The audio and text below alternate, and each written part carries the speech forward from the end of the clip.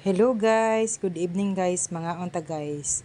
Ang giluto sa ko ang bana karon guys, ang iyang recipe guys kay adobo na native guys na manok.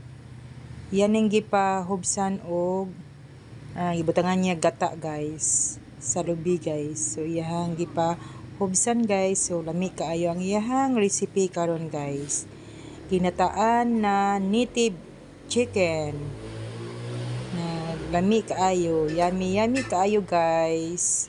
Thank you kaayo sa inyong pag-views, pag-suporta. Mga unta guys, mawala nga to ang diet ani guys. Kay lami kaayo ang giluto sa kuang bana guys.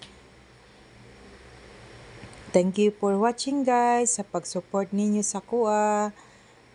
Thank you. Thank you kay sa inyo ha guys. Like and share and follow. Thank you.